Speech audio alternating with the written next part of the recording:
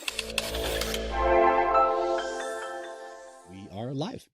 So Awesome. straight, no chaser. It's there's no preview either. So it's just us live directly onto YouTube right now. If I may, just really briefly, in lieu of any kind of previous intro that we normally do for our news show or our news segment, just want to briefly introduce our guest tonight. One, Roger Ver. Stop me at any point if I get this wrong, but one of Bitcoin's earliest investors, advocates, and public faces. One of the first to ever publicly promote and advocate the use of Bitcoin for commerce and for day-to-day use and as something of a cash replacement.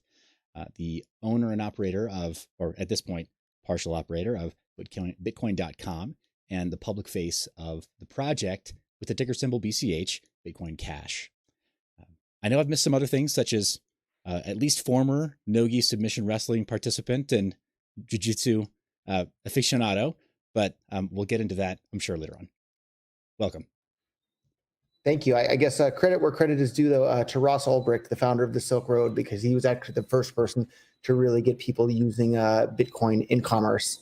I was the first person to get people, promoting them to use Bitcoin in commerce for above board, traditionally government regulated type businesses. But credit to but the Silk Road was my inspiration when I heard about that.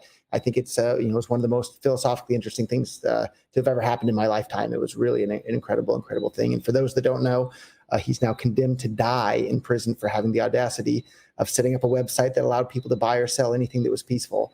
And if you think that that's a travesty, that one of the guys that was so creative to build one of the most successful startups ever, if you think he shouldn't die in prison, head on over to freeross.org and you can sign a petition or donate some money or read more about what happened there, because it's really sad that the U.S. government wants this guy to die in jail for having made a website just to allow people to buy and sell things.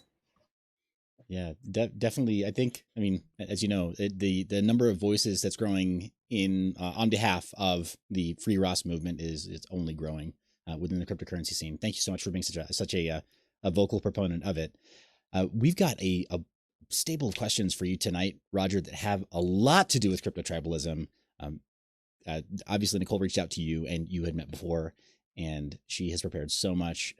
Part of it is an extension, I believe, of previous doctoral work or preparing her PhD work many years ago within tribalism work, and specifically having to do not with cryptocurrencies, but with extremely strong tribes vis-a-vis religious groups.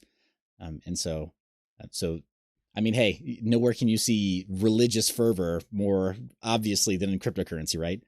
It was so apparent. Like I couldn't not learn more. Awesome. So why don't we go ahead and jump in? Is there anything that you want to help set the record straight on before we get started? I gave a brief intro to you of you as our guest tonight. What did I miss? What should I have mentioned? Yeah, I think a lot of people maybe view me as some sort of Bitcoin Cash maximalist, but I've never, ever been any cryptocurrency maximalist whatsoever. So I was the first person in the entire world to start investing in Bitcoin-related startups. But then even shortly after that, I put up the seed money to start Ripple.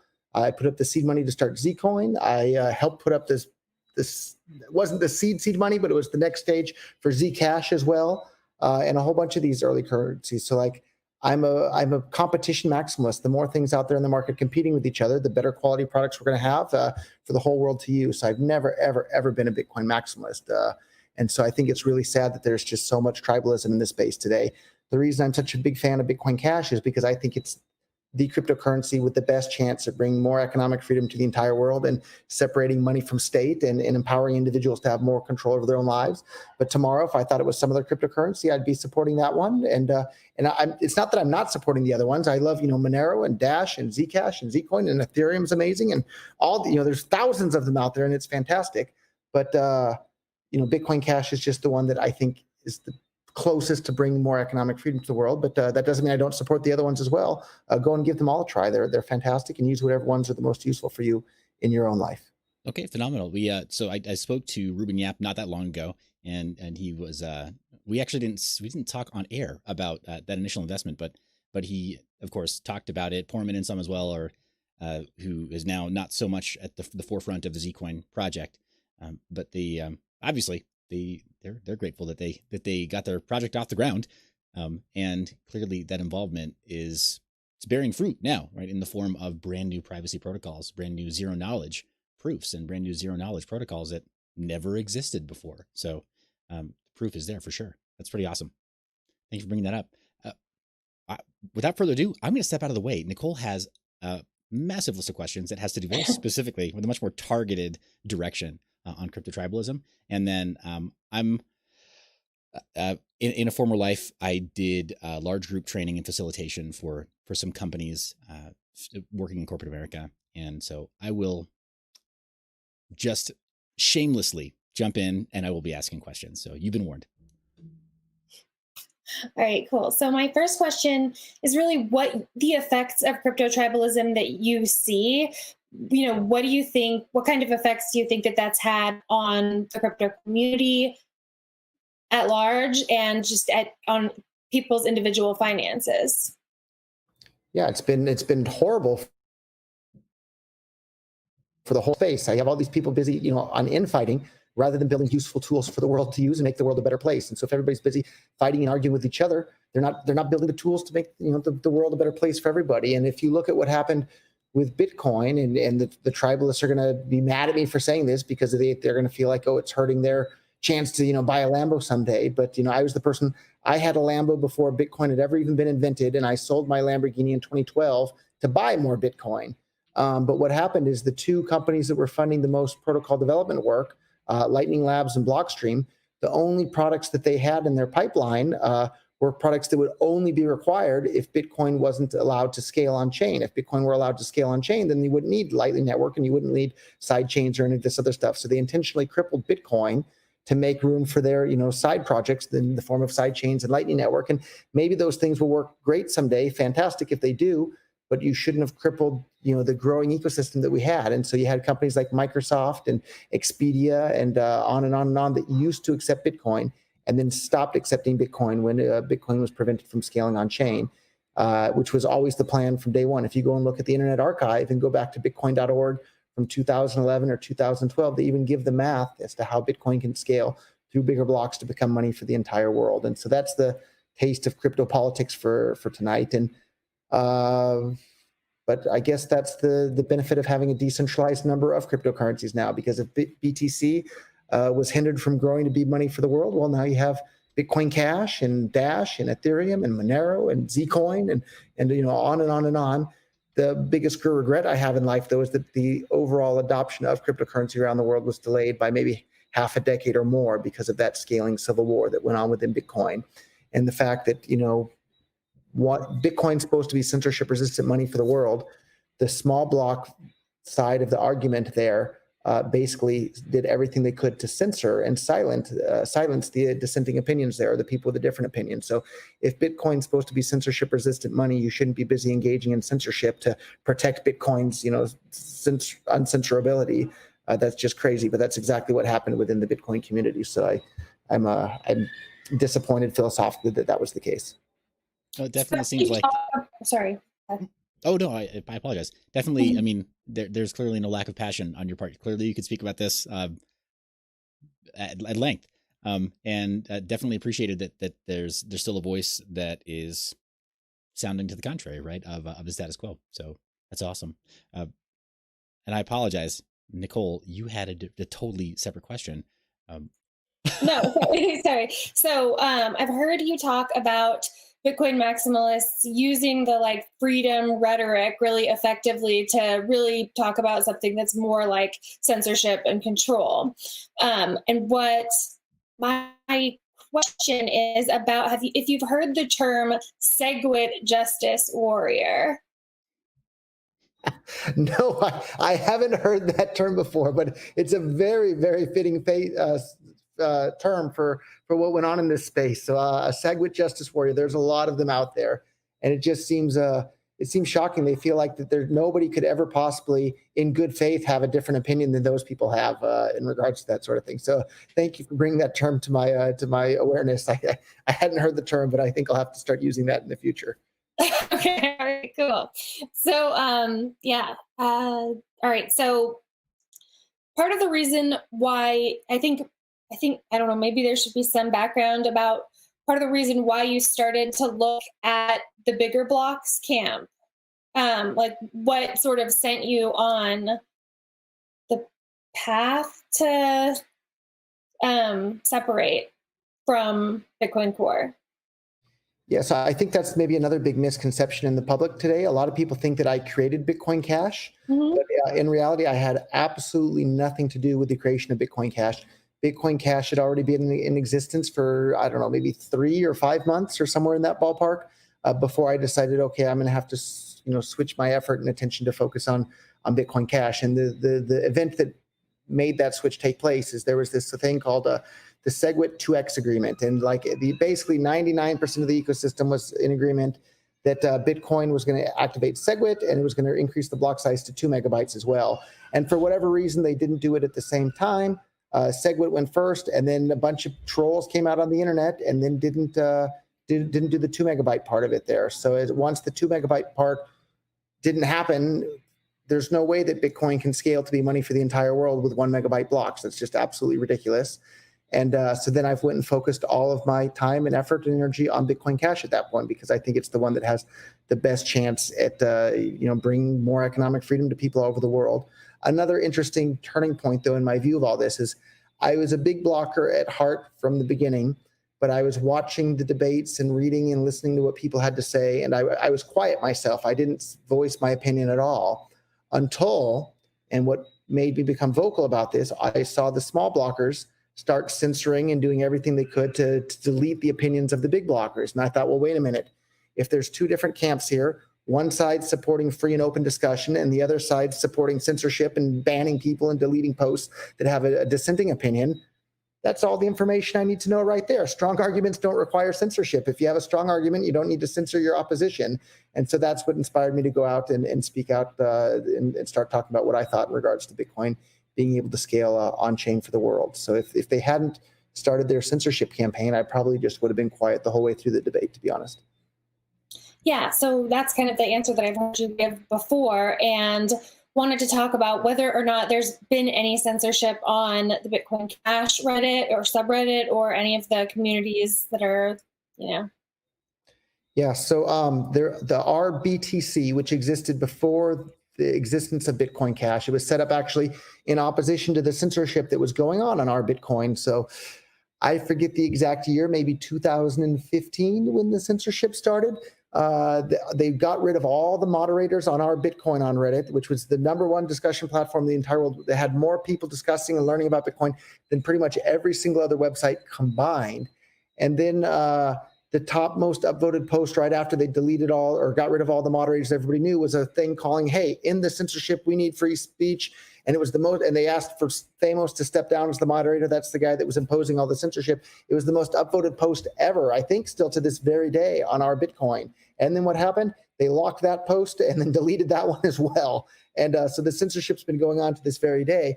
And I didn't fully appreciate back then just how big of an impact that has. But if you study some of these psychological experiments that have gone on, where you have people in a room like standing up and sitting down for a bell and nobody knows why, before you know it, you can have 100 people that are standing up and sitting down for a bell and not a single one of them knows why. The same thing happened within the Bitcoin space. When they have the main discussion platforms are completely censored, you're only allowed to hear one opinion, then everybody starts saying that. And just like every little kid around the world is taught that Santa Claus is real, they believe it. So everybody that came to Bitcoin after the censorship started heard, oh, Bitcoin can never scale on chain, Bcash is a scam, and they just heard all this nonsense and they weren't really allowed to hear anything else. And if everybody around you is saying something, you tend to believe it. And that's exactly what happened within the Bitcoin space. And it was really sad to what happened. I thought Bitcoin was censorship resistant, but wow, the whole project was hijacked by a bunch of censors and diverted to being a completely different project than was intended to be originally or described originally in the founding white paper that describes the project. And it was really disappointing and heartbreaking for me to see that happen. But luckily, there's thousands of other cryptocurrencies now for people to choose from. So because there has been one contentious hard fork with Bitcoin Cash, right? More than one maybe, but one that I'm aware of, and that was the split with BSV, right?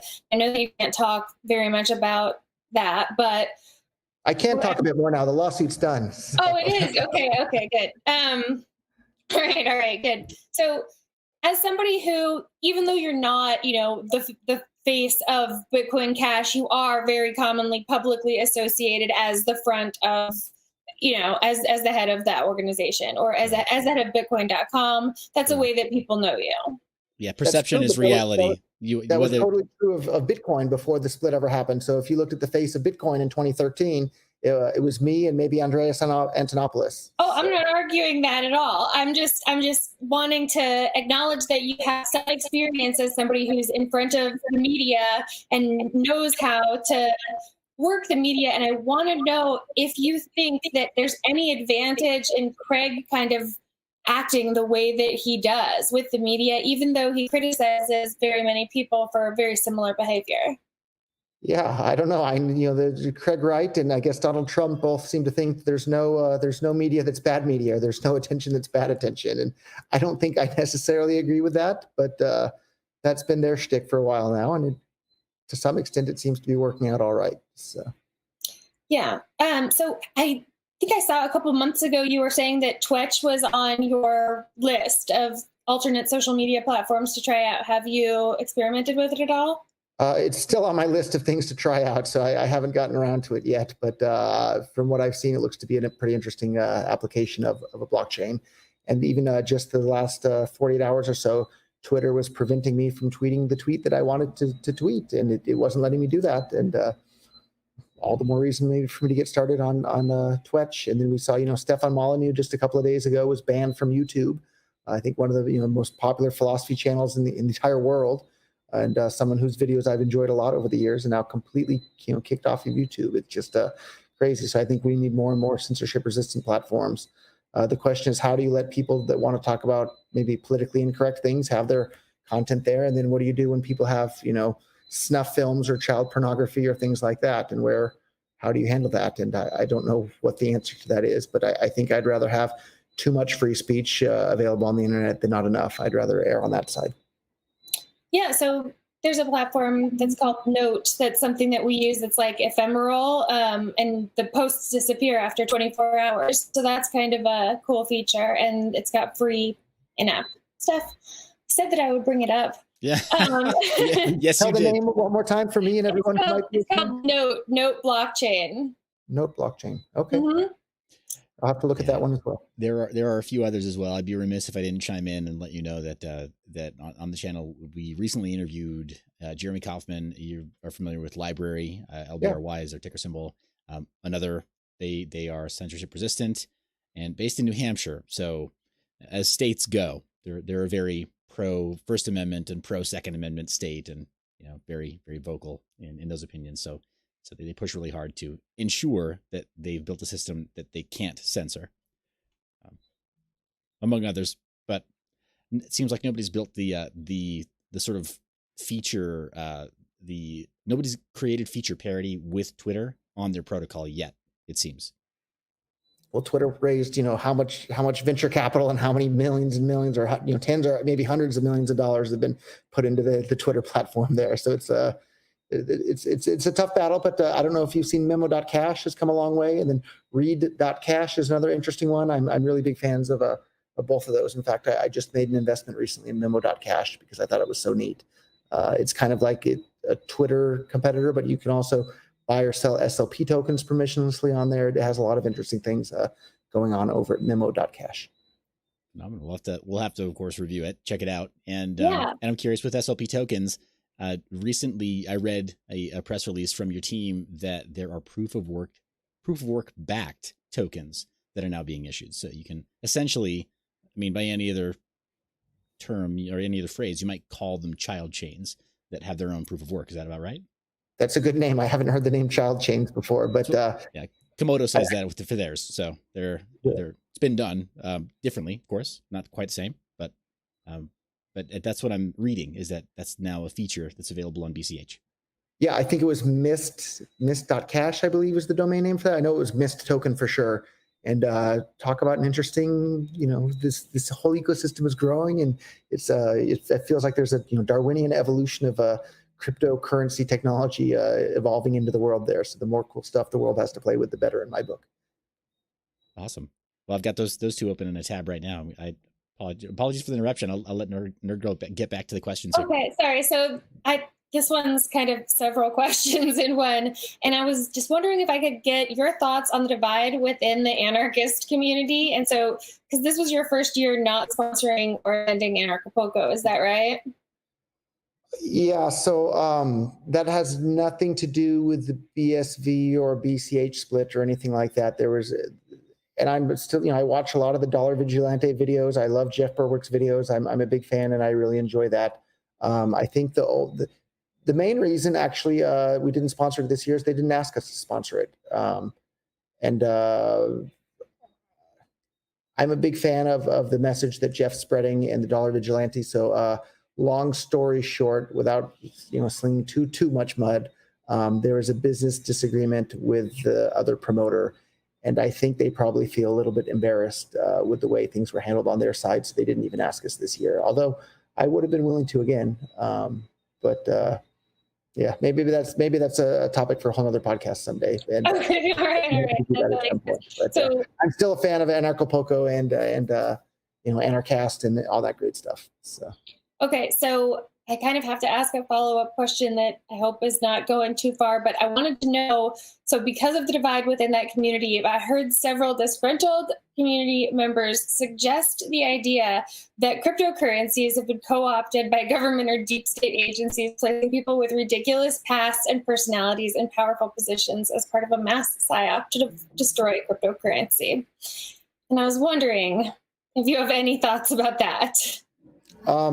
I think that there is some possibility that sort of thing has gone on. And if you look at what's the point of public schooling? The whole point of public schooling is so that the governments can indoctrinate people to support the government right on down the road. They want to control the media. They want to control everything. And so if you look at, how riled up they get about, anybody not participating in Social Security or something like that, the U.S. is willing to invade all sorts of countries all over the world anytime they, even consider, maybe not using the dollar for their trade or to buy or sell their oil. Well, look at what cryptocurrency is doing. Cryptocurrency has the chance to displace the U.S. dollar from being, the world reserve currency. Of course, they're going to get riled up over that. And so we know that the CIA was studying Bitcoin back in 2010. They asked Gavin Andresen to explain it to them. So if the CIA was already looking into it back in 2010, I think it would be a bit naive to not think that they weren't out there to make sure that the U.S. dollar continues to have the top spot in the world as far as being the reserve currency thing. So, and we know for a fact the very first video that came out promoting the small block propaganda, I guess propaganda maybe isn't too strong of a word here actually, because it was paid for with government money. It was a guy that openly said he works for United States Intelligence Agency. He's the one who funded the money and paid this guy named Peter Todd, who interestingly enough showed up to the first Anarchapulco ever and then never came again, which really made me wonder what Peter Todd's reasons were for coming, because most people that go to Anarchapulco, they love it and they come again and again and again. Anyhow, this guy openly was paid money from a guy working for the United States Intelligence Agency to produce this film talking about how if you keep Bitcoin blocks small, Bitcoin will be decentralized. And it's the exact opposite of what the truth is. And then he was also encouraged by that same guy to implement this thing called replaced by fee in Bitcoin, which basically makes Bitcoin transactions chargebackable, or where you can reverse the transaction up until the time the transaction is included in a block. And if the blocks are full, sometimes you have several weeks to charge back your transaction. So basically this guy, at the behest of a guy working for United States Intelligence Agency, implemented a whole bunch of changes to Bitcoin that made it less useful as money and made it less likely to become, money for the world and displace the US dollar. So I don't think it's a wild, crazy conspiracy theory one bit to think that government went out of their way to try and disrupt Bitcoin from becoming money for the world. Another example of this was the IRS came out with a ruling, I think in 2013 or 2014. And up to that point, everybody knew Bitcoin was money. Of course, Bitcoin's money. It's a peer-to-peer electronic cash system. It has coin right in the name. Bitcoin is money. But the IRS came out with a ruling saying Bitcoin is not money. It's a commodity, and you have to treat it like a property, and you have to pay capital gains tax every time you buy or sell it or use anything for it. And the system, the set of laws that the IRS came out with would make it basically unusable as money. It would just be this commodity. And then lo and behold, you have this company Blockstream that raised over $100 million from traditional financial businesses, in bed with the United States government, all using the US dollar, come out with the exact same agenda. Bitcoin's not supposed to be money. It's just supposed to be, a commodity or a digital asset that you can use, to hold. Of course, the IRS loves that. Of course, the Federal Reserve loves that. Of course, the U.S. government loves that, because if that's the case, it'll never threaten the dominance of the U.S. dollar in the world. Okay, so what kind of tips do you think that people could, I don't know, look for to see if somebody who they're looking up to or thinking is leading them in the right direction in the space might really be, I don't know, an agent provocateur? Yes, in bed with the government. Exactly. So a really good example for people that are familiar with a show called Free Talk Live, which is the show where I heard about Bitcoin for the first time. freetalklive.com is the website. They were talking about how, undercover government agents literally were trying to infiltrate the Free State Project in New Hampshire, which was trying to get 20,000 libertarians to all move to New Hampshire to make it an even freer state than it is already within the United States. And they said the way you can spot these undercover government agents, they'll come in and they'll talk a good game, and taxation is theft, and we need less government this and less government that. But if you talk to them, they've never read Murray Rothbard. They've never read Ludwig von Mises. They've never read Adam Smith. They've never read Frederick Bastiat. They've never actually done the reading. Maybe they know some of the names, but if they haven't ever read any of the books, but they're there super active and in there trying to do stuff, that's a pretty good sign. Because I know, I wasn't born a libertarian. It was from reading Murray Rothbard and reading Ludwig von Mises and reading these guys, Henry Hazlitt's of the world and all these guys, that I became a libertarian and then became an anarchist. But the undercover cops won't have done the readings. They won't understand, the ideas that are in these books, because if you haven't read it, you can't understand it. They won't have read Milton Friedman. They won't have read David Friedman. They won't know who some of these people even are. They won't know who Lysander Spooner is. But if the people have read these books, they're almost certainly not an undercover cop. If they haven't, but they're super active within the community, I would be suspicious of them. And so I think that that's a good piece of advice there. Okay, great. So speaking of words like libertarianism and anarchism, was it you who kind of spearheaded the movement to adopt the term voluntaryism instead of anarchism because of the negative associations? I think there's a lot of people that prefer the word voluntaryism or voluntarist to the word anarchist. And part of the problem is we have all these people in like Seattle and other places, throwing rocks through windows and looting businesses, calling themselves anarchists. And so the word anarchist is, there's the anarcho-capitalists, which is, for people that are interested in this thing, that's the philosophy that I subscribe to. But then you also have these like anarcho-communists and anarcho-syndicalists and these other guys that both sides say the other side isn't a real anarchist. So maybe it's kind of like the Bitcoin Cash and the Bitcoin people saying the other side's not real Bitcoin. Yeah, very much. So that's why I prefer the term voluntarist, because it's really hard to twist what the meaning of the word voluntarist is. A voluntarist is someone who thinks that all human interactions should be on a voluntary basis or not at all. And that's pretty hard to get twisted. So kind of why I brought this up was that I wanted to talk about the use of the term Bcash and Bcasher and how negative that has been interpreted within the community, and what you think about, are some solutions for that being less triggering so that people can more closely work together. Yeah, a lot of people won't know this, but and the name Bcash is just fine, or it would have been just fine. But what happened is when Bitcoin Cash split off, a bunch of these Bitcoin maximalist types that thought there should only be Bitcoin and everything else is a scam, they went out and registered the our Bcash on Reddit and set up the bcash.org or .com domain names and set up all these Bcash blogs. And these were by people who hated Bitcoin Cash.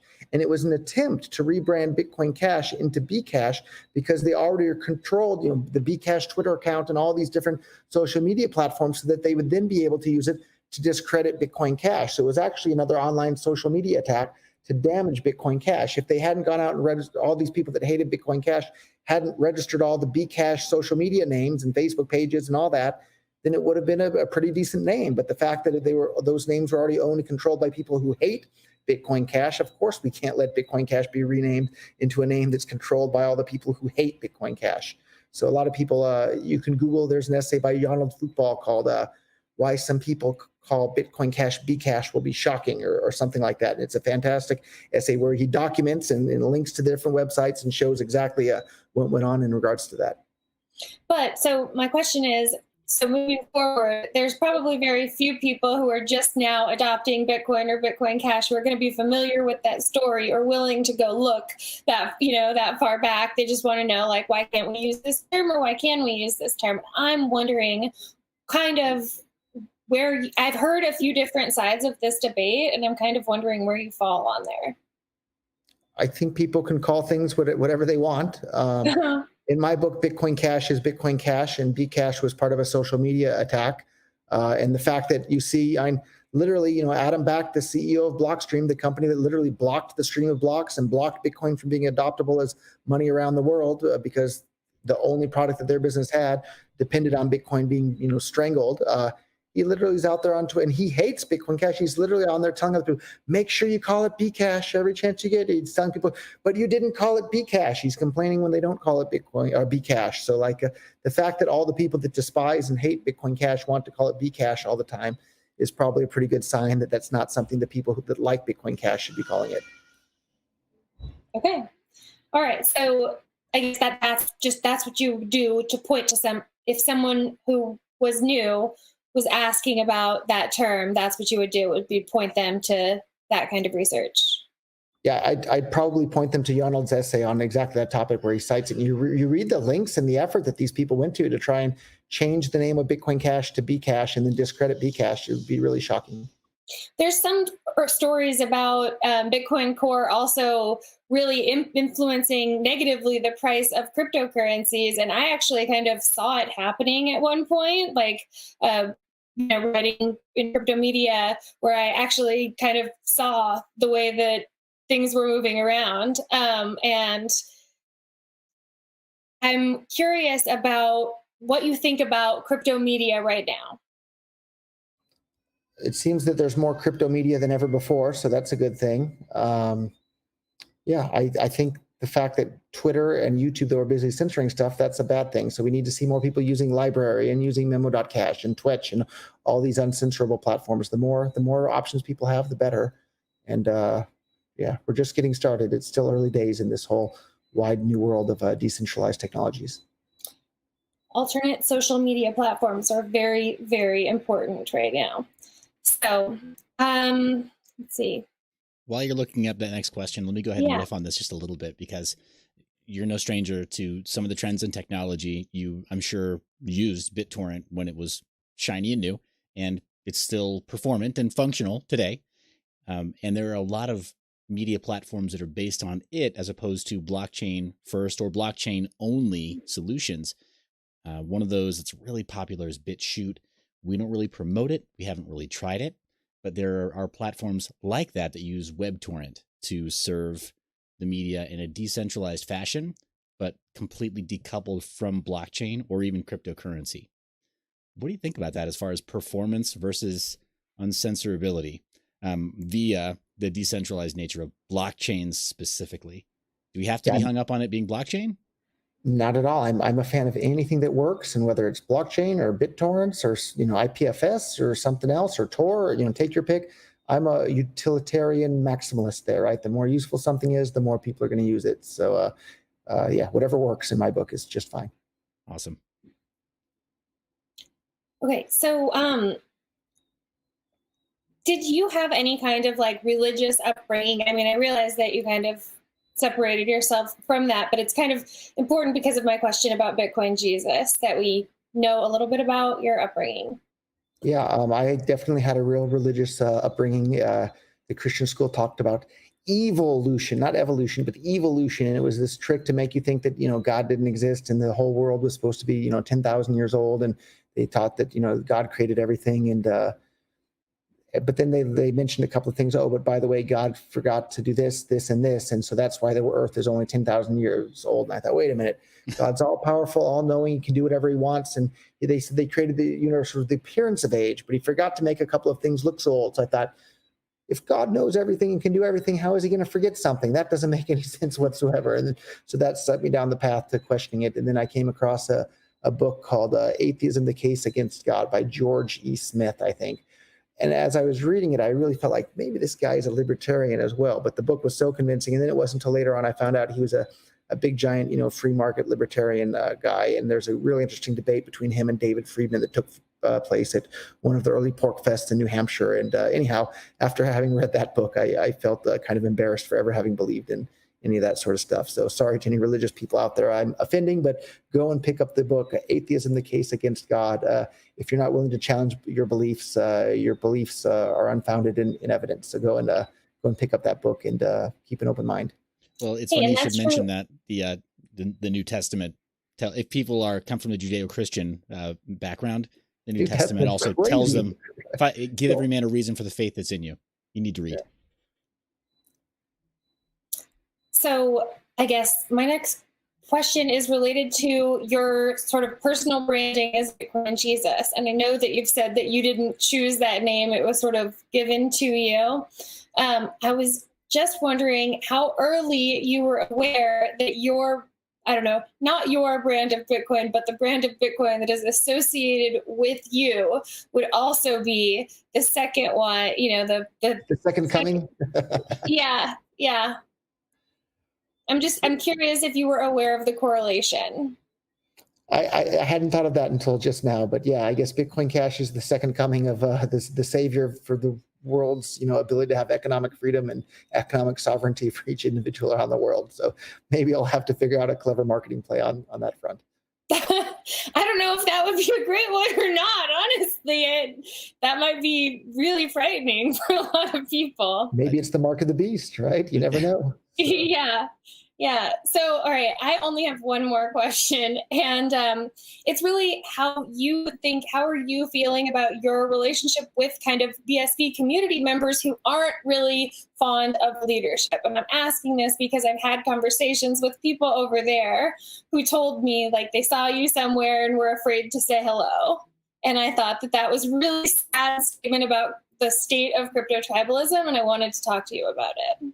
Yeah, I have zero problem with BSV. I like a lot of the rhetoric that they're talking about building like a stable platform for businesses to build on top of. So like that, I love the part that they say, BSV needs to be government compliant on everything and not enable anything illegal. That's just nonsense. You've missed the whole point of cryptocurrency if you think it's not supposed to be able to be usable for things that are also illegal. If you don't care about that, then just go back to using PayPal or your bank account. The whole point of it is that uncensorable money means that people are able to break the law with that uncensorable money. But if you're a BSV fan, like, come and talk to me. That's fine. If you're a BTC fan, if you're a Dogecoin fan, come talk to me. Like I'm not a maximalist about it. I'm a utilitarian maximalist. If BSV is useful to people, fantastic. I have no problem with that one bit. I think the big shortcoming of BSV at this point isn't in the technology. It's in the fact that Craig and Calvin went and sued everybody all over the world and basically burnt all these bridges. So you don't have BSV listed on any exchanges. You don't have it on, BitPay. You don't have it on Go Crypto. It's not on any of these platforms that enable people to actually use it. I think they have their, Handcash wallet and Twitch, and that's all that I'm really aware of. But I'm not deep in that community either. But man, Craig and Calvin suing everybody sure didn't help BSV one bit. Well, yeah, I think it also probably hindered, investor capital, right? Like, yeah. Can I ask also, just to modify that question the tiniest bit, what's your response when we replace any of those projects with, say, Litecoin, where there's a bit more legacy and a bit more history there of working very closely with Blockstream and with some of the actors that were part of keeping blocks small in Bitcoin? Yeah, I'm just stunned. So many people were fooled by Charlie Lee. So Charlie Lee, for those that don't know, is the creator of Litecoin. And he said openly that if the blocks on Litecoin ever became full, he would just increase the block size on Litecoin. And he was one of the biggest cheerleaders for limiting the block size on Bitcoin. But if you limit the block size on Bitcoin, that creates a need for Litecoin, right? Because if Bitcoin transactions are slow, expensive, and unreliable because of full blocks, what's the next best alternative? Litecoin's right there ready to pick up the slack. So just like Blockstream needed the blocks to be crippled on Bitcoin, just like Lightning Labs needs the block size to be crippled on Bitcoin, Litecoin needs the blocks to be crippled on Bitcoin for Litecoin to even have a use case. If the block size isn't crippled on Bitcoin, nobody needs Litecoin. Nobody cares about it whatsoever. So I'm stunned. So many people were fooled by Charlie Lee saying, oh, yeah, I support Bitcoin. Let's just keep the block size small and everybody can use Litecoin instead. That was just him seeking out his own self-interest. He has almost zero understanding of the economics that made Bitcoin popular to begin with, or economics in general. You can find a video of him, a speech that he gave on some blockchain cruise in the Mediterranean a year or two ago, where he literally gets up on stage. He didn't know the name because he hasn't done the economics reading, but he was literally espousing Karl Marx's labor theory of value as to why Bitcoins have value. He said, you have to spend, thousands of dollars worth of effort to produce a Bitcoin. So that's why they're worth thousands of dollars. And it was just embarrassing for me to watch him there. I felt bad for him because he's up there. For anybody that's, read Karl Marx or read, Austrian economics, you realize that he has zero clue what he's talking about. And then the two of us made a bet, I don't know, about almost 2 years ago now, in regards to Lightning Network having more than, I think it was 1,000 merchants was the bet. He clearly lost the bet. The winner of the bet was supposed to buy the other person a T-shirt. I want to buy him the T-shirt, and they were supposed to have a talk. He won't give me his address to send him the T-shirt, but he won't send me my T-shirt because he knows he didn't win, and he's just avoiding the whole fact that we had that debate. So okay, so he's a bit of a fraud and a welcher on to boot. Okay.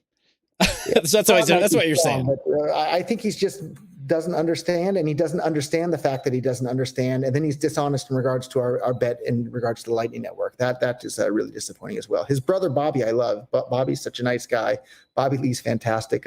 Charlie Lee, I feel, is a bit of a weasel in regards to our Lightning Network bet. Because Charlie, if you think you won, send me my T-shirt and we can have a talk about it online and see us, present your case as to why you think you won. And I know very clearly why I think I won, and I have a Bitcoin Cash T-shirt ready for you, Charlie, if you happen to hear this. Awesome. Can I follow up just on that, just the tiniest bit? And I'm not. Those who follow my content know I'm not this big like Litecoin maximalist, and I don't have any real interest in being contrarian right now. But just to make the case, I've heard it said that Litecoin can be likened sort of to a test net for Bitcoin. And you mentioned Bobby. Bobby clearly has an interest in Bitcoin development as well. What do you make of that potentially being a way in which, softballs are thrown at Blockstream's work while Litecoin takes the fast pitches? Such as, for example, privacy protocols like Mimblewimble being implemented there first and tried out. I'm not aware of Mimblewimble being implemented on Litecoin at this point, but I have no problem with Litecoin. I think Litecoin, not by intentional design so much of Charlie, but just by kind of dumb luck to some extent, provides a better user experience than Bitcoin is at this point. Litecoin transactions are faster, cheaper, more reliable than Bitcoin transactions. That's just a open fact. The problem with it is that if you go to the average Joe on the street and say, have you heard of Litecoin? They'll say, no, what's that? Whereas if you say, have you heard of Bitcoin? They'll say, yeah, I've heard of that. And so the network effect, is a big deal. And Litecoin doesn't have that big network effect. Okay. So again, I guess maybe I should rephrase the question then.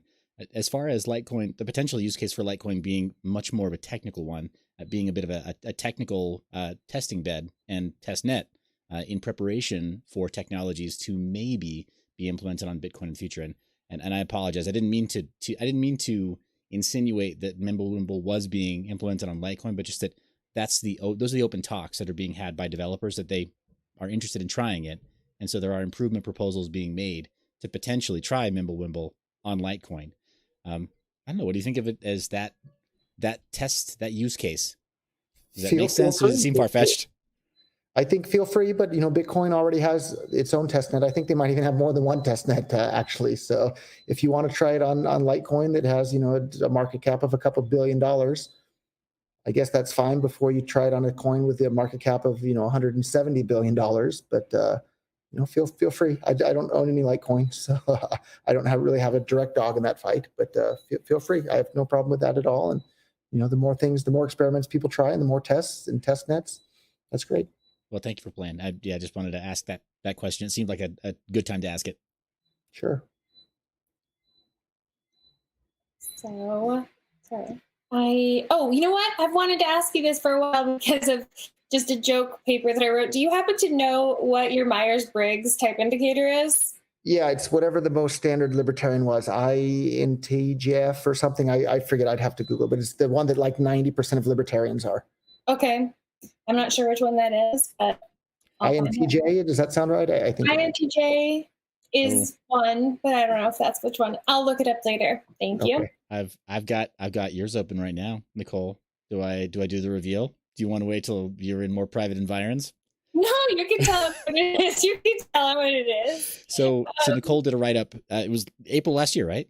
Mm-hmm.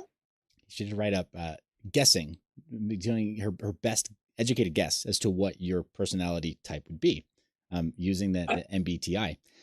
She says you're an ISFP. Probably. Definitely was not that one. Sorry. I was wrong. All right. Cool. Well, I've got a couple of them right, so. Can't win them all. Yeah, can't get them all. All right.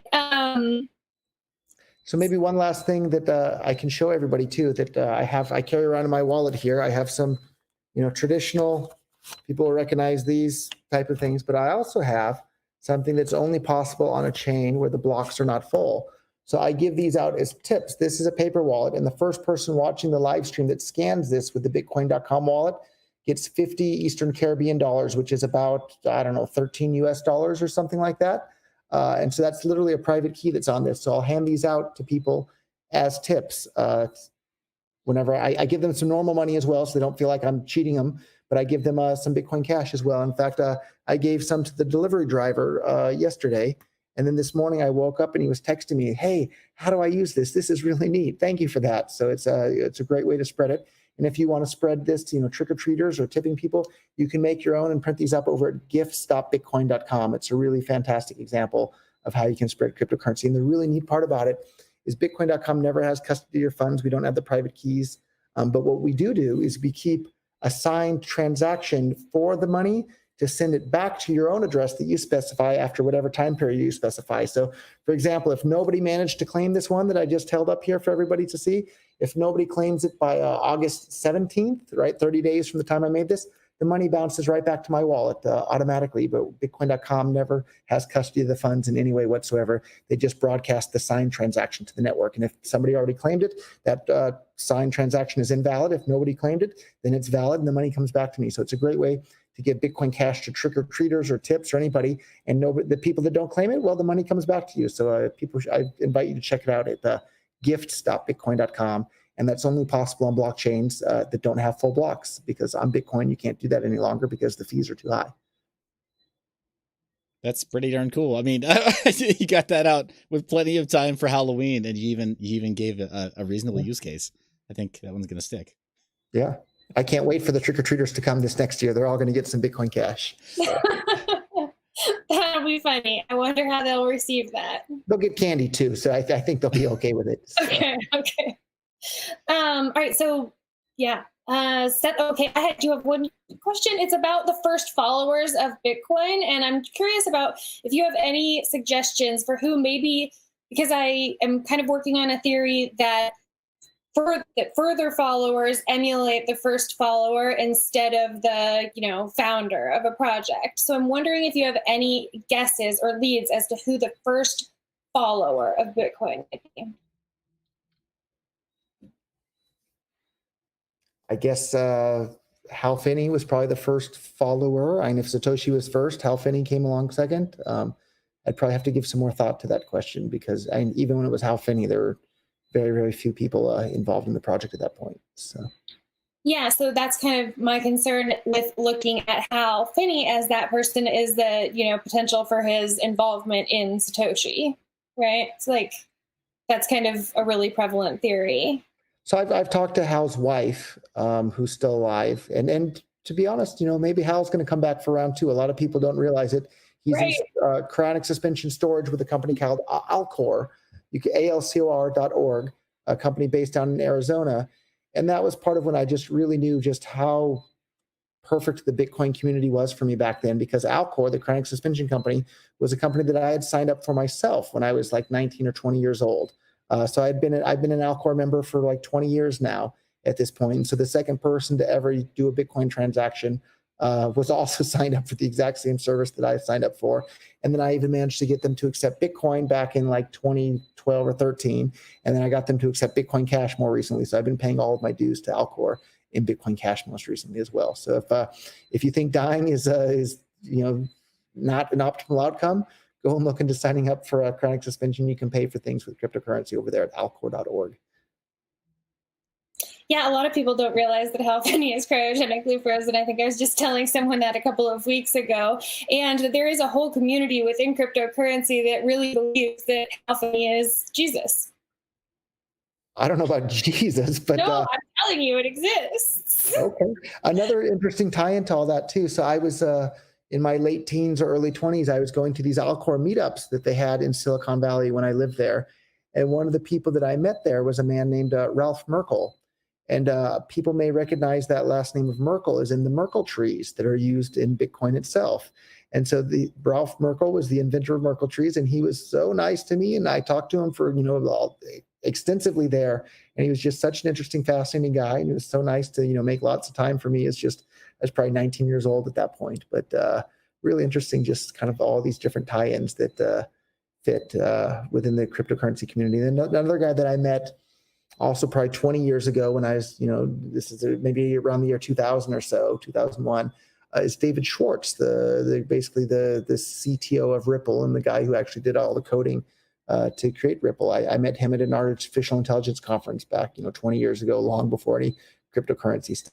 It's just kind of really interesting, just how life kind of comes full circle in that sense.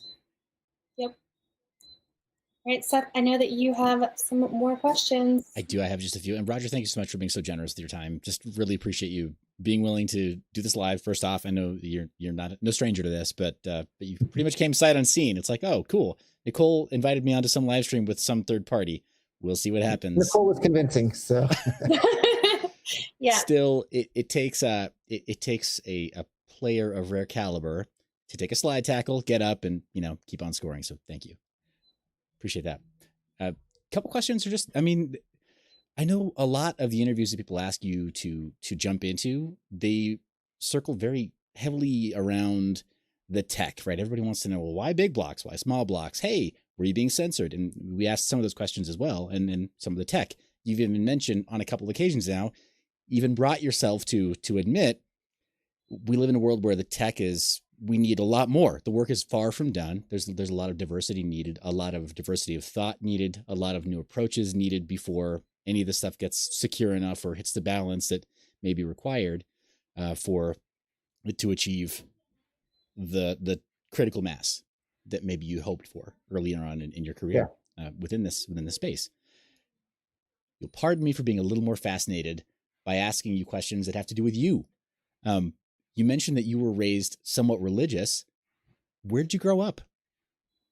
I grew up in Silicon Valley, but I remember having a discussion with my mother at one point once I was stopping to believe in all that sort of stuff. And I told her, I said, do you honestly, because they were taught, the Bible is the literal word of God. Everything in the Bible is absolute truth. And I said, do you honestly believe in talking snakes? Do you think snakes can talk to people? Right? For people that don't know, in Genesis and Adam and Eve in the Garden of Eden, there's this talking snake that tells them to eat the fruit, right? And I asked Mom, do you honestly believe in talking snakes? And she wouldn't answer the question. Her reply was, oh, shut up, right? And she wouldn't talk about it. And watching the evasiveness there, was another sign that I shouldn't be believing in nonsense. If people aren't willing to stand by their conviction, say, yes, I think snakes can talk and they can convince people to eat fruit. And if you eat the fruit, then suddenly you know everything. Like, what a bunch of nonsense. But, if people are taught it from the time they're born, they tend to believe it until they're willing to, think outside the box there. And sure. It's hard for some people to do.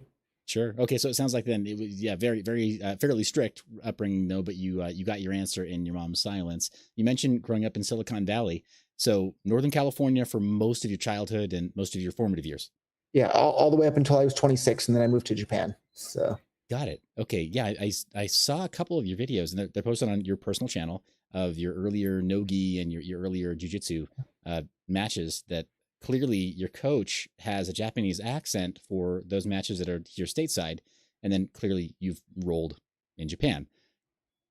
What happened there? What's kind of the history? Like, do you still roll? Do you still practice Japanese style, Brazilian? Brazilian jiu-jitsu. Are you a jiu-jitsu guy as well, or? Well, I never show my cards. I've got a brother who's a purple belt in the Gracie School. And I've trained a little bit with Ricky Lundell, the youngest American Gracie black belt, but okay. Yeah. But I don't want to. Don't show all your cards. Okay. Maybe we'll have the chance to roll someday. But yeah, I've been training a little over 10 years. I'm a brown belt with a 1 stripe, and the coronavirus has slowed down the training a bit. But I like to roll as much as I can. And when I wasn't as busy with the cryptocurrency stuff, I was competing as much as I could. So I won a bunch of tournaments at blue and purple belt, and haven't had a chance to compete yet at brown belt, but I can't wait. I love it. It's addicting. As anybody who's done it, it's really an addicting hobby, and it's fun. So try it.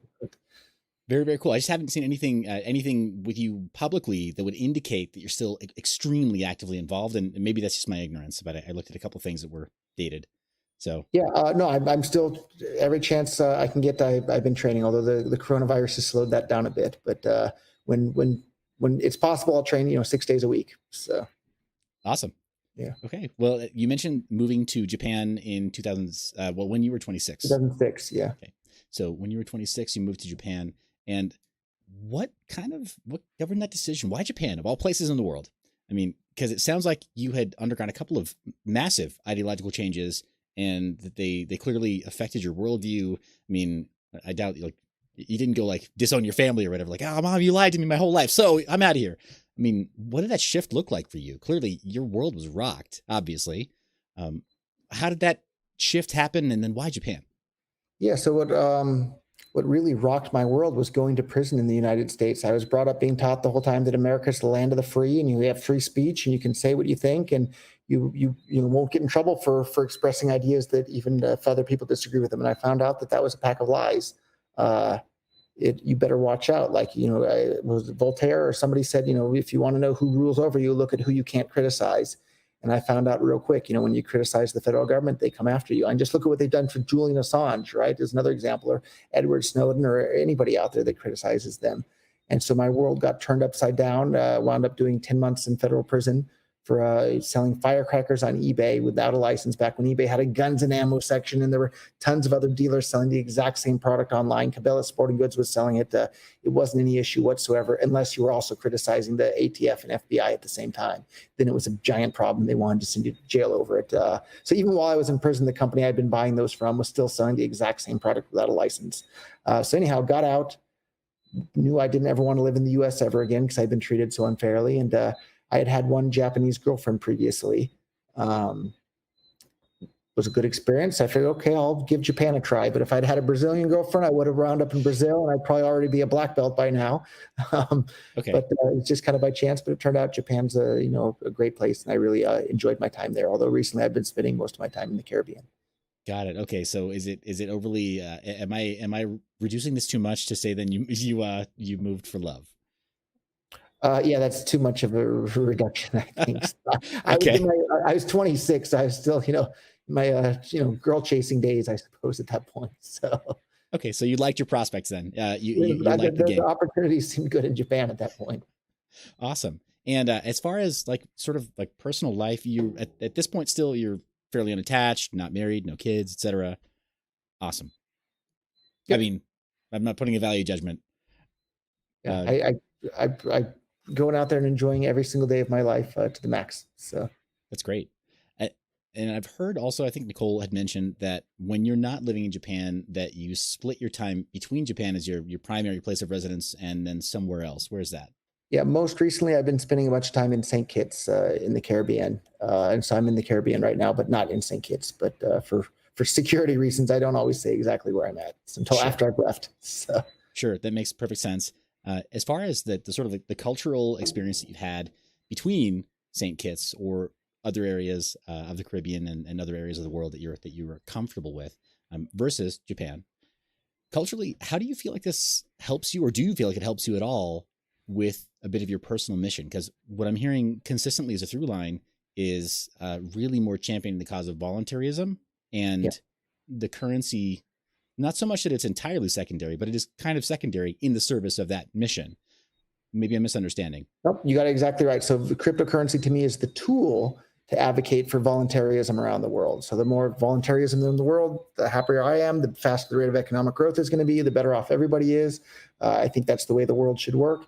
And I see cryptocurrency as the tool to enable and bring voluntarism to the world and, take away the power from the state to control peaceful people. And that's what an exciting tool to have available to us. So that's why I've been promoting cryptocurrencies, exactly for the reason that you grasped there. It's to promote voluntarism. And then one other thing, if I can add to that though, too, that I found helpful maybe is, so I speak, I still have an accent, but I speak fluent Japanese, right? So, and even, you know, if I'm spending a lot of time in Japan, I'll find myself thinking in Japanese rather than in English, even when I'm by myself. And speaking in Japanese, the grammar and the word structure and the way of thinking is very different than in English. And I really like the fact that that's able to help me see the world a bit more differently, because you have two different sets of ways to think and look at the world. And I guess one kind of fun example of this, or a really nice example I really like. So in the US, you'll see signs that say, no smoking, $500 fine or something. It's just very direct. And there was a sign in Japan, in my best attempt to translate what it says into English.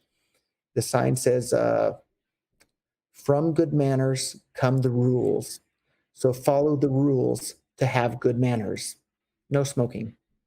And I thought that was a much, much, much better way of having a no smoking sign than they do in the US. And I really liked that. And there's lots of things in Japanese that it's just a very different and less direct way of thinking about things than in English. So just a little insight there into the world of the Japanese language. Okay. Now I gathered as much because just listening to some videos of yours from I guess over 11 years ago, you were already quite conversational. You were quite good with your Japanese. And pardon my ignorance, relatively speaking, I don't know that much about Japanese culture. I've only studied a little bit from the Tokugawa, the Meiji Restoration, right? Because it's interesting, right? So a lot's been written about it. Meiji Restoration forward. And yeah, Japanese culture is fascinating to me. I'm just wondering, do you feel like living in Japan, or do you feel like Japanese culture, that it informs your ability to champion voluntarism? Inside Japan, I think it does. And so another interesting story, in the early days of me getting excited about Bitcoin, this was probably early 2012, there was a Japanese friend of mine that had lived in America for a long time, and she was working as like an English teacher in Japan to teach Japanese people English. And so she invited me to meet up with her and one of her students one night, right around Christmas time of 2011. And then I told her student, I told both of them, I said, let me tell you about Bitcoin. Let me show you how this works. And I spent the whole evening telling about Bitcoin. And she was embarrassed that I was like, telling her student so much about Bitcoin, and felt like I was bothering her student about it. But her student loved it. And so her student, a lot of people, if you're in crypto right now, you might have heard of Miss Bitcoin Japan, Mai Fujimoto. And so that was the student. Now she's done a huge amount of promoting Bitcoin in Japan. But back in 2012, another really interesting example of this, she said, I want you to meet my boss. She was working for this company in Japan at that point. She said, I think you would really like my boss. And her boss didn't really speak any English. But when we showed up to meet her boss, he was waiting for us at a cafe, and he was reading a book. I asked, what book are you reading, right? And like this girl, Mai didn't know anything about, voluntarism really, or that I was so into that sort of thing. But her boss was sitting there reading The Ethics of Liberty by Murray Rothbard, translated into Japanese, of course. And I thought, wow, you were right. I'm going to get along just fine with your boss. And so that guy turned out to be a great guy as well. So, but being a foreigner in Japan who speaks Japanese very well, you get a bit more attention, and people will listen to you a bit more otherwise. And then the fact that, I'm the founder of Bitcoin.com and the first person in the world to start investing in this ecosystem and the startups there, that helps as well. So I've definitely done a lot. And in fact, for those that are familiar with the essay I Pencil by Leonard Reed, I believe, it's a fantastic essay. If you haven't read it or you're not familiar with it, read this essay called I Pencil, and it talks about how there's not a single person alive in the planet that knows how to make up something as simple as a pencil.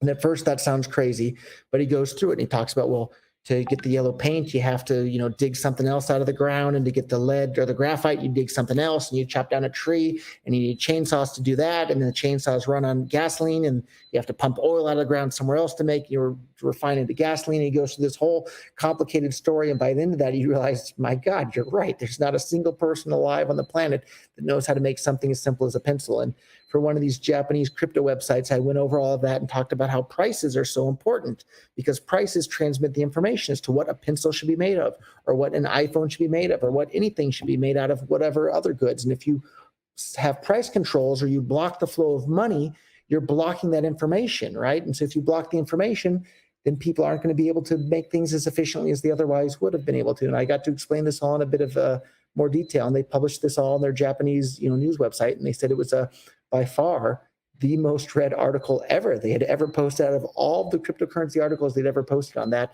And we went into voluntaryism quite a bit in that interview as well. So it was really fun to have that sort of platform.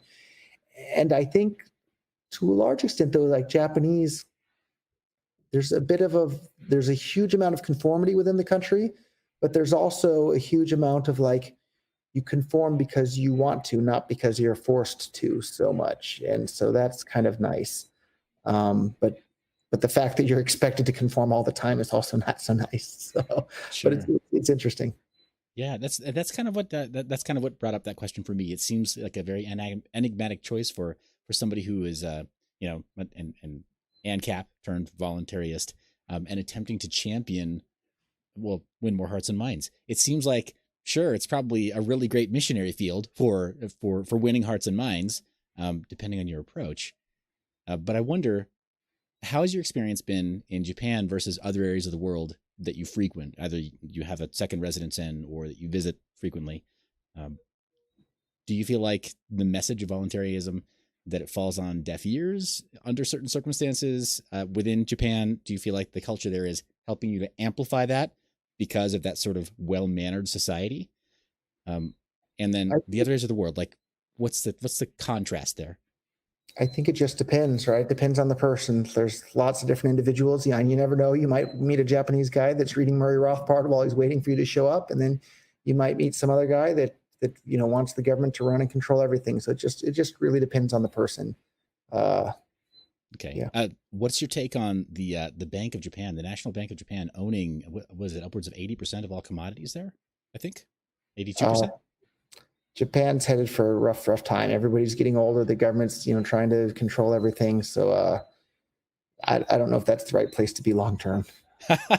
Well, I mean, it sounds like maybe if you can position Bitcoin Cash correctly, you've got your escape hatch. Yeah. Awesome. Well, thanks for indulging me. I really appreciate that. This is, it's a rare opportunity. And do people often ask you about this sort of stuff? A bit more of your background, your upbringing? No, I know occasionally, but not too often. Yeah, well, not too often. So thank you for that. The jiu-jitsu stuff, like, I think it's boring for most people, but I'm happy to talk about it, all day long. I can't wait to have some training partners available again here soon as well. So. Sure. Well, Gracie Combatives is supposed to be entirely self-directed at home, right? So yeah. Supposed to be. Rolling with other people is definitely important as well, I think. So. Yeah, awesome. So yeah, thank you for that, Nicole. I know you had some additional questions that we haven't touched on yet, and I have one or two more that are kind of more about the tech, just a little bit, not much. But again, really appreciate your time, and don't want to ask you to overstay our welcome. We can go. I have 40% left on the laptop battery, so I'll tell you when it gets too low and we have to call it in because I don't have it plugged in at the moment. So. Okay. All right, cool. Yeah, I think that I really asked most of my questions for now because now I have to go back and think about them. Okay. Yeah, so Seth, go ahead. And then I don't know, we're live, right? Has anybody asked questions? Why don't we give away some more Bitcoin Cash if we're live, right? So I have another 50 Eastern Caribbean dollar ticket right here. I'm pulling out of my wallet for the giveaway here. All you need for it is the bitcoin.com wallet or any wallet that can scan a private key. And so the first person that scans this on the live stream will get 50 Eastern Caribbean dollars, which is about, 13 or 14 US dollars or something like that. So here we go. So the first person to scan that. And again, I made these at gifts.bitcoin.com. You can make these as well. You can even send them right there by email. So if you want to email somebody that's never used cryptocurrency ever before, you can send these to them by email. And if they don't bother to claim it within 30 days, the money comes back to you. So it's such a fantastic way to spread cryptocurrency adoption to people around the world. So there you go. Awesome. We made you full screen there so that QR code is nice and clear. Thank you. So Awesome. Somebody's going to surely take you up on that. Do you have the Block Explorer open in another window right now? Well, here I can check because I have my phone, and if I try scanning it, it'll tell me if there's any money left on there. There you go. Although guys. actually, it might think that there still is until it finds the first block. But Okay. Well, I'll check the previous one that we did. How about that? So I have it right here. Awesome. Guys, take them up on it. Do Money's our guest the gone, courtesy. right? No assets found on the one we showed earlier. So somebody already got that one. So awesome. Well, let me ask you this. We've got a couple of developers in the chat, or we've got a couple of project leads in the chat who've been asking about their fork of BCH. And they're wondering about your view on forks of the project. Not contentious forks, but either clones or forks that are meant to go a slightly different direction. Have you worked with them? Has there been really good support of forks? I know, for example, on other sides of the cryptosphere, there are projects like PivX that are extremely supportive of forked projects such as Divi, a notable proof of stake project that has then surpassed them in the stacked rankings in the market cap. But they've attempted to offer a lot of support to those projects. How does Bitcoin Cash treat forks of Bitcoin Cash? I think each person treats it differently, but the more forks and the more people trying new stuff, the better. But one of the things that makes the network valuable is the number of nodes on that network or the number of users on that network. So I think that's the only reason Bitcoin is still the top cryptocurrency isn't because it gives the best user experience. It's because it has the biggest network effect, and that network effect is really hard to overcome. But there's a lot of coins. The user experience is starting to be pretty bad on Bitcoin. So I think some of these other networks are going to catch up there pretty quickly. So, okay, awesome. And can I ask also, as far as the funding of other projects, you rattled off a couple of projects. You mentioned Zcoin, of course. You mentioned Ripple, and I think you mentioned one other at the beginning. Are there any of the projects that you're very vocally and publicly supportive of or assisted in founding? So outside of the crypto space, like I just, helped put up the money to start Pronomos Capital, which is trying to do charter cities around the world, where basically you get a government to grant as much sovereignty as possible to some special economic zone. And so we've seen, with other countries or other places like Hong Kong in the world previously, that can have a really, really big impact in a positive way. So we're trying to do that sort of thing. We have a Free Societies project. I've started to invest in a lot of biotech, life extension related companies as well. There's a stem cell facility that I've invested a bunch of money into as well. That's doing research and development on there in addition to treatments. So I'm really interested in extreme human life extension as well. And I plan to start focusing more and more of my assets that I've earned through my involvement in cryptocurrency on life extension technologies at this point. Okay, awesome. So within the crypto space, then you've slowed down largely in the last couple of years, or this has just been mostly this year? I mean, the whole civil war and the split within Bitcoin to Bitcoin Cash was a bit disappointing. So I've been, if I can live forever, then I'll have a lot more time to do a lot more cool things in cryptocurrency as well. So, and now I'm, over 40, so I need to start thinking about that sort of thing a little bit more than I used to when I was in my 20s. Sure. So you're hoping to see that last block reward emitted from Bitcoin Cash and Bitcoin then in person. I hope so. Yeah, that hadn't occurred to me, but yeah, I would love to be around for that. Sure. Great point. Cool. Let me ask, as far as privacy tech, clearly when you're a voice of advocacy for voluntaryism or anarcho-capitalism, and with the things you've gone on record as saying, you must have a pretty strong view of user data privacy. How do people, what's one tool that you would suggest that the average person, or maybe the average person within cryptocurrency, should adopt or should use to increase their user data privacy and prevent nation states or advertisers even from owning them completely digitally? Yeah, actually a really good example of this. I was emailing recently with this guy that I knew through Bitcoin Cash, and the domain name's escaping me now, but I needed his email address so I could send him something. He says, my email address is something or other at, and I forget now, but it's, as soon as I saw the domain name, it's the domain name that every Russian uses for their email address. Yeah, it's Yandex. A little bit later. Yeah, Yandex. That's exactly the one. Yeah. So he had something or other at Yandex, right? And I replied to him because I know he speaks English really well, and I even met him in person once. I replied to him. I said, "You're Russian, right?" Because I didn't know he was Russian. I thought he was some American guy. And he replied to me, he says, no, I'm not Russian.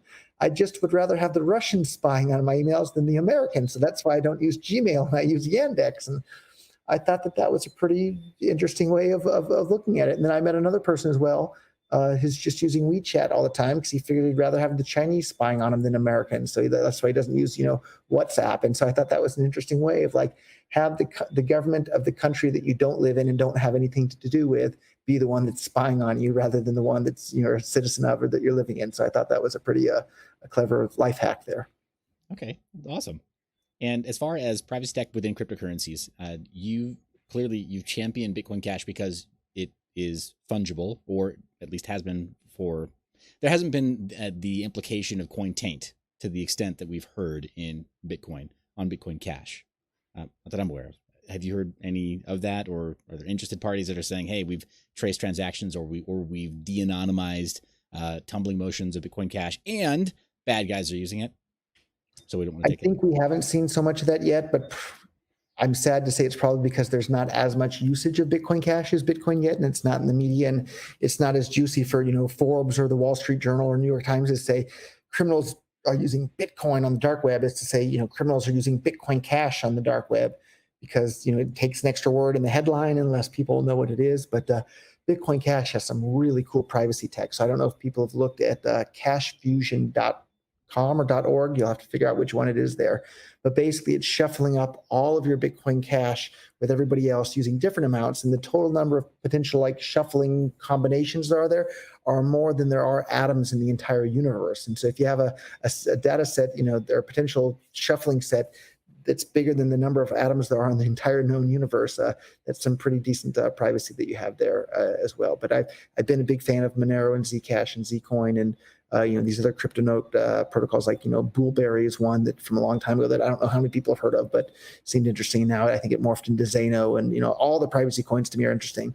But I love the fact that Bitcoin Cash is accepted at more than 100,000 websites around the world, and you can have really, really strong privacy on your Bitcoin Cash by using CashFusion as well. I think that's a really, really awesome aspect. And it's taking us some time, but I can't wait to build it right into the 12 million Bitcoin.com wallet users. So everybody that's brand new to crypto, they come to Bitcoin.com, they get their Bitcoin.com wallet, and they'll have super strong privacy turned on by default for their Bitcoin Cash and their Bitcoin.com wallet. I can't wait to have that be live in the wallet that everybody gets there. Awesome. So it sounds like then this is on the roadmap then to have there be network-wide tumbling then. You can use it today on desktop, but the Bitcoin.com wallet's the most popular Bitcoin Cash wallet out there. And so once we have it in that, it'll be really a strong privacy network at that point, because it's turned on by default for everybody. That's awesome. Has there been anybody who's come forward? I mean, anytime you say like, "Hey, we're going to make this more private," somebody comes over to rain on the parade and say like, no, we've de-anonymized your privacy measure. I mean, there's no privacy coin that is immune to this treatment, right? And everybody wants to knock down the biggest guy in the room, so to speak. So there's always somebody testing. Has anyone said that about Bitcoin Cash yet and CashFusion?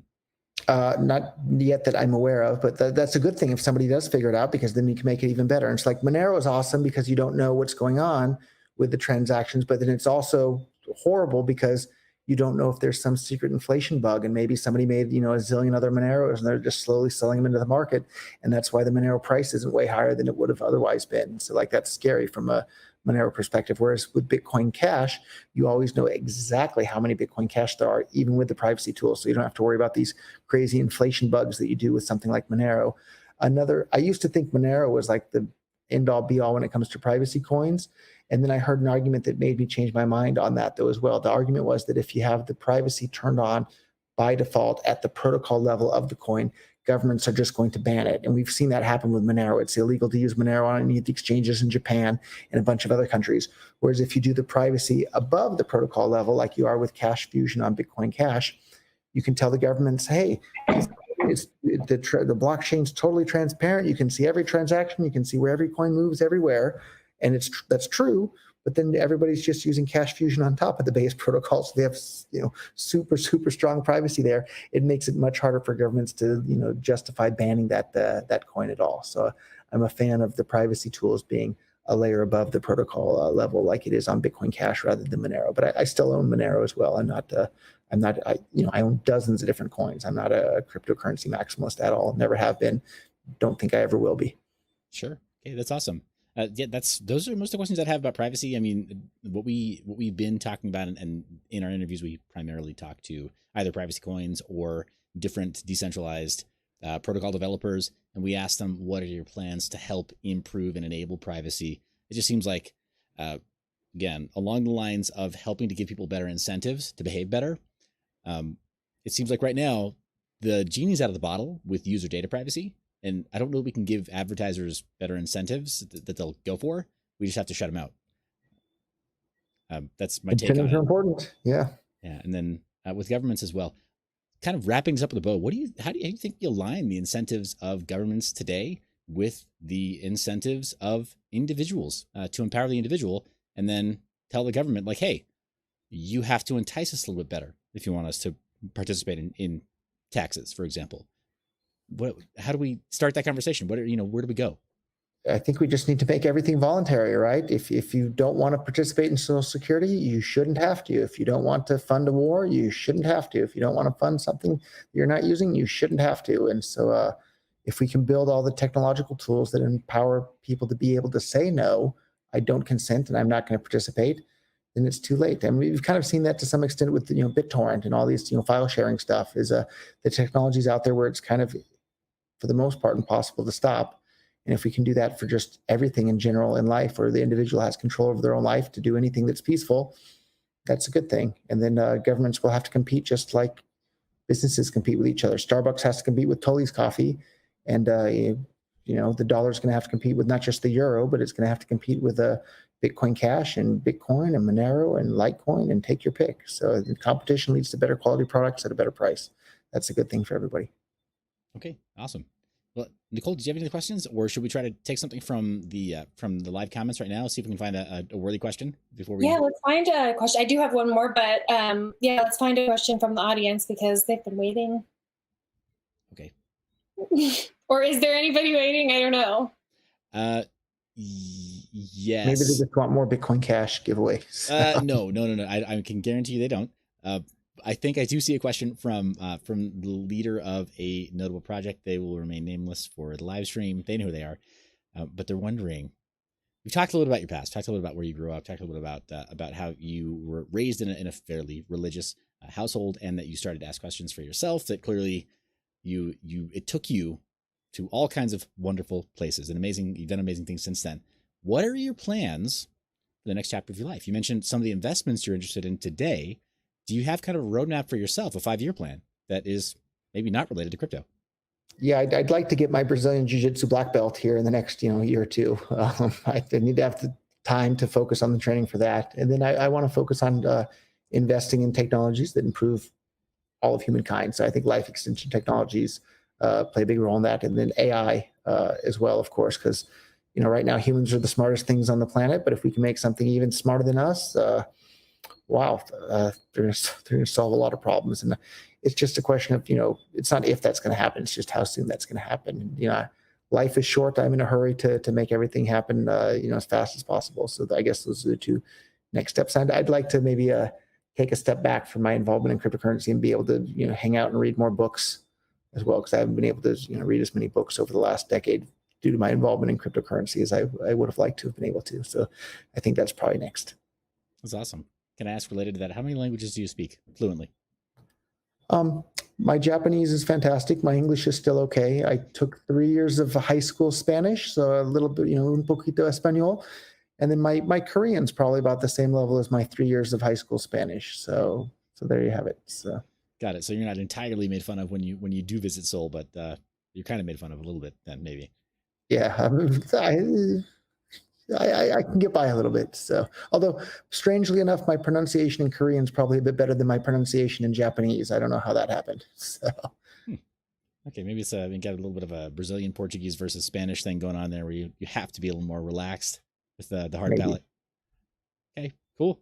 Well, thank you guys for the time today. I appreciate it, and I had a nice time and enjoyed our conversation. So thank you guys both very much. Thank you. You've been so generous.